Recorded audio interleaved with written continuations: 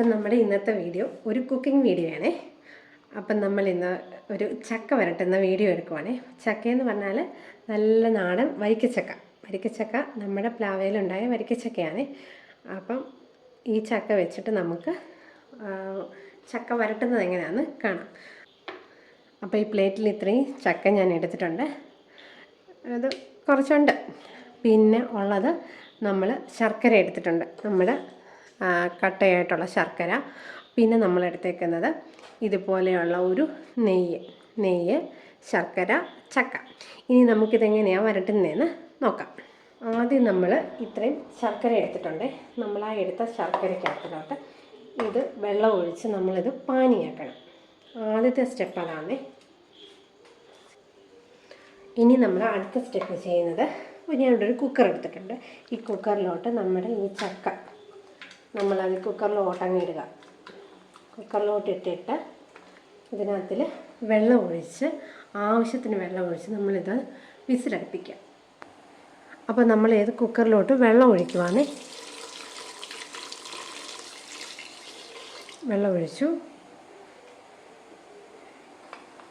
ഇത് നമ്മൾ 4 വിസിൽ അടിക്കണം. കുക്കറിൽ ഇതിട്ട് 4 വിസിൽ അടിക്കുക.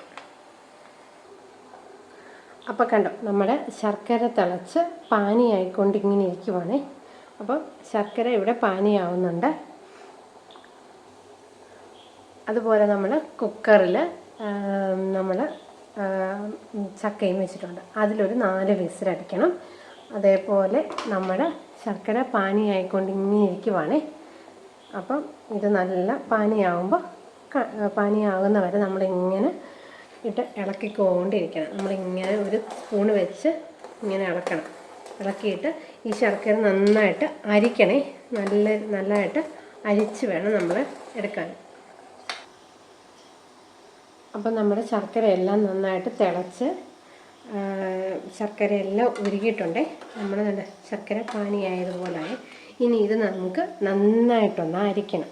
അരിച്ചിട്ട് നമുക്കിതൊന്ന് തണുക്കാൻ വെക്കുക. അപ്പം നമ്മൾ വേവിക്കാൻ വെച്ച ചക്ക നന്നായിട്ട് നമുക്ക് 4 വിസിലടിച്ചപ്പോഴത്തേക്ക് നന്നായിട്ട് ചക്ക വെന്ത് വന്നിട്ടുണ്ട്. ഇതൊന്ന് നമുക്ക് തണുക്കാൻ വെക്കണം. അതുപോലെ നമ്മളാണെങ്കിൽ ശർക്കര പാനിയാക്കി വെച്ചിട്ടുണ്ട്.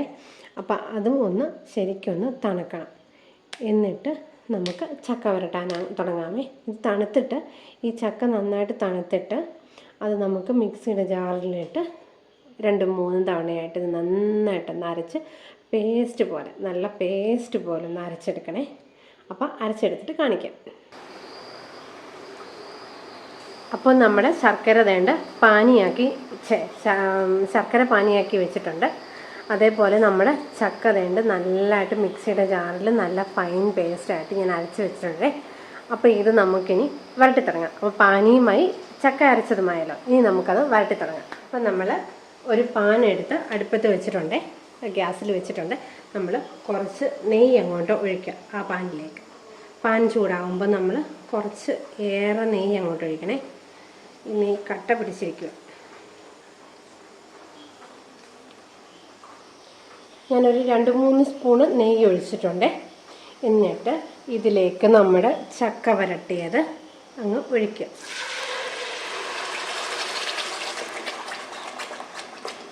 ഈ ചക്ക വരട്ടിയത് ഫുള്ളെ നമ്മളങ്ങ് ഒഴിച്ചിട്ട് ഇതെന്നിട്ട് നമ്മൾ നന്നായിട്ട് അങ്ങോട്ട് ഇളക്കി കൊടുക്കണം. എന്നിട്ട് നമ്മളിങ്ങനെ നന്നായിട്ടിത് ഇളക്കി കൊടുക്കണേ.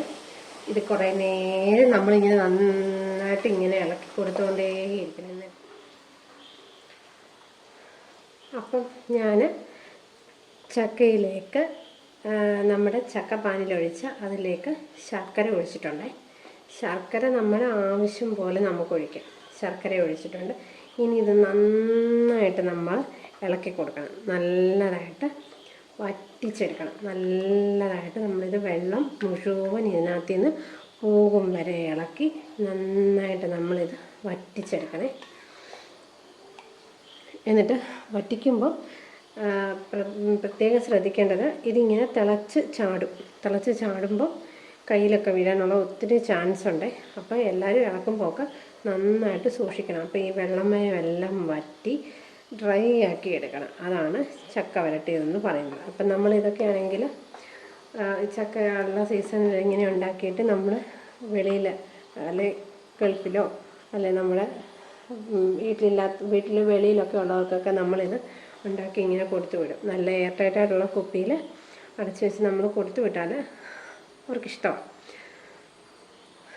പിന്നെ എന്നാ പറയുന്നത്, പിന്നെ നമ്മുടെ ഇതിനകത്തിലെ ശർക്കരയുടെ അളവ് നമുക്ക് ഇത് ഞാനിപ്പോൾ ഒരു 300 ഗ്രാം ശർക്കര എടുത്തിട്ടുണ്ട്. അത് നമ്മുടെ ടേസ്റ്റ് അനുസരിച്ച് എടുക്കണം. അപ്പോൾ ഈ ചക്കയ്ക്ക് നല്ല മധുരമുണ്ട്. അപ്പോൾ ഞാൻ കുറച്ച് ശർക്കര എടുത്തിട്ടുള്ളൂ. അപ്പം നിങ്ങൾക്ക് വേണമെങ്കിൽ അതിനനുസരിച്ച് ശർക്കരയുടെ അളവ് കൂട്ടാം കുറയ്ക്കാം, അതൊക്കെ നിങ്ങളുടെ ഇഷ്ടം കേട്ടോ. നമ്മുടെ ഇഷ്ടമാണ്. പിന്നെ ഇതിൽ ഞാൻ ചേർക്കുന്നതെന്ന് പറയുന്നത് ഏലക്കാപ്പൊടി മാത്രമേ ഞാൻ ചേർക്കുന്നുള്ളേ. അപ്പോൾ ഈ ചക്കയുടെ നമ്മൾ ശർക്കരയും കൂടി ഇട്ടപ്പോൾ ഇതിൻ്റെ കളർ കണ്ടോ, കളറിലൊരു വ്യത്യാസം വന്നിട്ടുണ്ട്.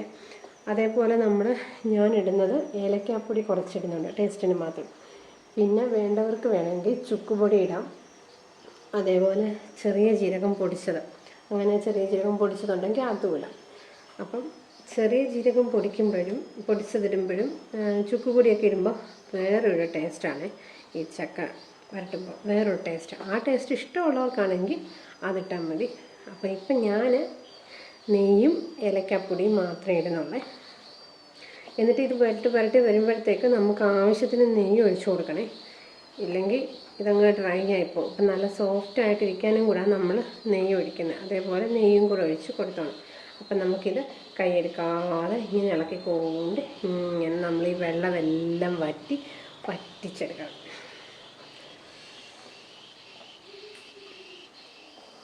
അപ്പം നമ്മുടെ ചക്ക വരട്ടിയത് നന്നായിട്ട് തിളച്ച് വന്നിട്ടുണ്ട്. തിളച്ച് നല്ലതായിട്ട് പതയൊക്കെ വന്നിട്ടുണ്ട്. ഇപ്പോൾ ഇത് കണ്ടാലറിയാം കേട്ടോ. നന്നായിട്ട് നമ്മളിതുപോലെ ഇളക്കി കൊടുക്കണേ. ഇച്ചിരി മെനക്കേടുള്ള ഏർപ്പാടാണ്, എന്നാലും നമുക്ക് ചക്ക വരട്ടിയത് കഴിക്കാമല്ലോ. അപ്പോൾ ഇത് നന്നായിട്ട് ഇങ്ങനെ ഇളക്കി കൊടുത്തുകൊണ്ട് ഇങ്ങനെ ഇരിക്കുക.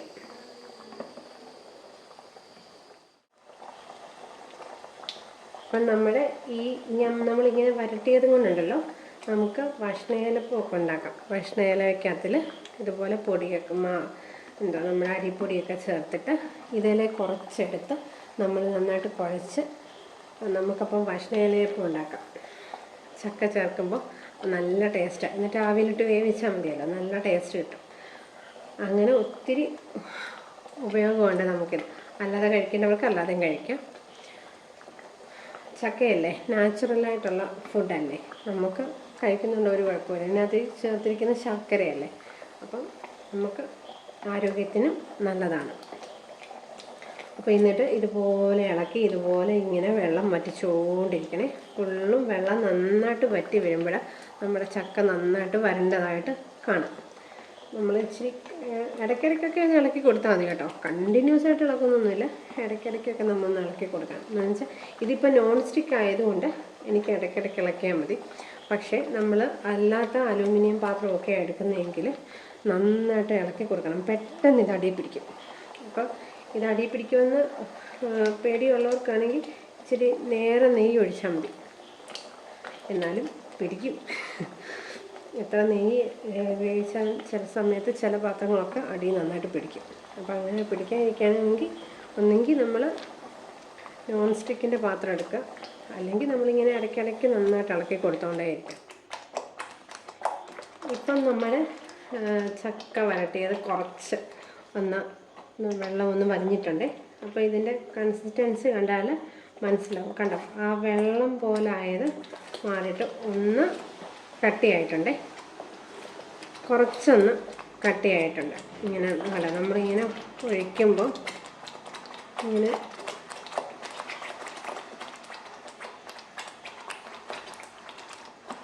ഇങ്ങനെ എടുത്ത് നോക്കുമ്പോൾ കണ്ടോ കുറച്ചൊരു കട്ടിയായിട്ടുണ്ട്. അപ്പോൾ ഇനി ഇങ്ങനെ ഇളക്കി കൊടുത്തുകൊണ്ടേ ഇരിക്കണം.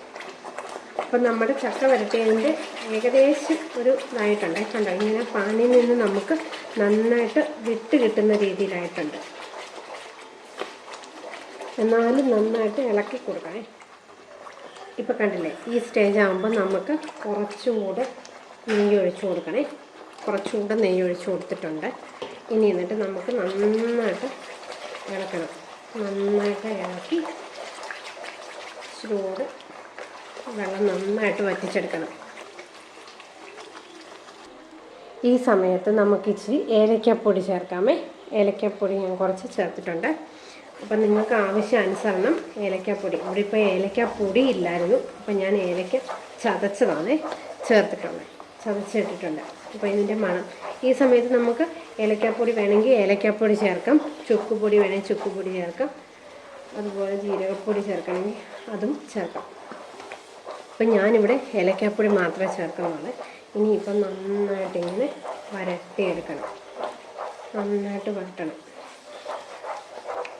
നിങ്ങൾക്ക് ഏത് കൺസിസ്റ്റൻസിയിലാണ് ഇത് വേണ്ടതെന്ന് വെച്ചാൽ ആ സമയത്തങ്ങ് നമ്മളത് വാങ്ങിയാൽ മതി. ഇപ്പം നമ്മൾ ഇളക്കുന്നത് നോക്കിയാൽ കണ്ടോ, ഇതിങ്ങനെ ചുറ്റി നമ്മുടെ പാത്രത്തിൽ നിന്ന് ഇളകി വിട്ട് വരുന്ന പരുവമാണ്. ഇനി നമുക്കിത് കുറച്ചുകൂടെ ഇളക്കാം. ഈ സമയത്ത് എടുക്കേണ്ടവർക്ക് ഈ സമയത്ത് എടുക്കാം. അപ്പം ഇങ്ങനെ ഈ സമയത്ത് വേണ്ടവർക്ക് ഈ സമയത്ത്. അപ്പം കണ്ടോ, നമ്മൾ വരട്ടി വരട്ടി വരട്ടി ഒരു പരുവാക്കി വെച്ചിട്ടുണ്ട്. അപ്പം ഞാനിത് കൊണ്ട് നിർത്തുക. കണ്ടോ, ഈ നമ്മളിങ്ങനെ ഒട്ട് നമ്മുടെ പാനിയിൽ നിന്ന് വെട്ട് ഇങ്ങനെ വരണം. കണ്ടോ, നമ്മളിങ്ങനെ വെച്ചാൽ ഇങ്ങനെ ഫോൾഡ് ചെയ്ത് പോകാൻ പരുവത്തിലാവുമ്പോൾ നമ്മളിത് വാങ്ങണം.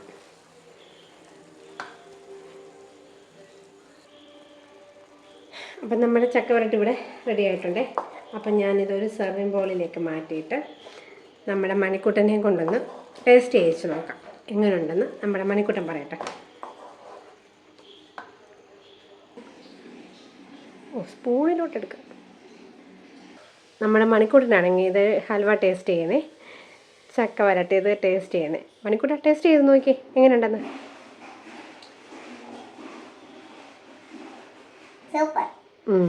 അപ്പം നമ്മുടെ മണിക്കുട്ടന് സൂപ്പറാന്ന് പറഞ്ഞിട്ടുണ്ട്.